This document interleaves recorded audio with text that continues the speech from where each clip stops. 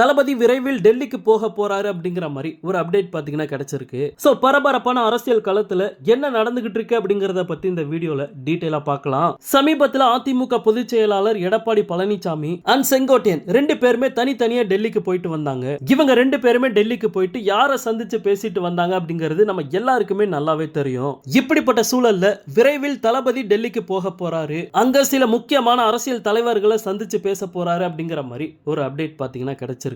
இது சம்பந்தமா விசாரிச்சு பார்க்கும்போது அரசியல் களத்துல என்ன பேசிக்கிட்டு இருக்காங்க அப்படின்னா, தளபதி டெல்லிக்கு போயிட்டு யாருமே எதிர்பார்க்காத சில தலைவர்களை சந்திச்சு பேச போறாரு அப்படிங்கிற மாதிரி சொல்றாங்க. அதாவது கூட்டணி அமைக்க சில முக்கிய முடிவுகளை எடுக்கிறதுக்காக தளபதி டெல்லிக்கு போறாரு அப்படிங்கிற மாதிரி சொல்றாங்க. அநேகமா தளபதி ராகுல் காந்தியை சந்திக்க போறாரு அப்படிங்கிற மாதிரியும் பேச்சு அடிபடுது. ராகுல் காந்தியை சந்திச்சு தாவேகா கூட்டணிக்கு வாங்க அப்படின்ட்டு அழைப்பு விடுக்க போறாராம். பட் இந்த நியூஸ் எந்த அளவுக்கு உண்மை அப்படின்ட்டு தெரியல. ஏன் அப்படின்னா தளபதியோட இதே டெல்லி பயணத்தை வச்சு இன்னொரு நியூஸ் சோசியல் மீடியால பரவிட்டு இருக்கு. அது என்ன அப்படின்னா, ஜனநாயகன் படத்தோட படப்பிடிப்புக்காக தான் தளபதி வந்து டெல்லிக்கு போறாரு. மத்தபடி இதுல அரசியல் அப்படிங்கிறது எதுவுமே கிடையாது. டெல்லியில எந்த அரசியல் கட்சி தலைவர்களையும் தளபதி சந்திக்கல அப்படிங்கிற மாதிரி சொல்றாங்க.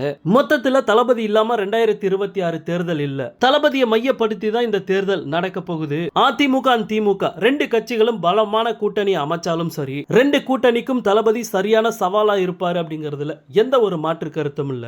ஓகே நண்பா, இந்த நியூஸை பத்தி உங்களுடைய கருத்து என்ன அப்படிங்கறத கமெண்ட்ல சொல்லுங்க. தளபதியோட எல்லா அப்டேட்டுமே மிஸ் பண்ணாம பார்க்க நம்ம சேனலை சப்ஸ்கிரைப் பண்ணி சப்போர்ட் பண்ணுங்க. தேங்க்யூ.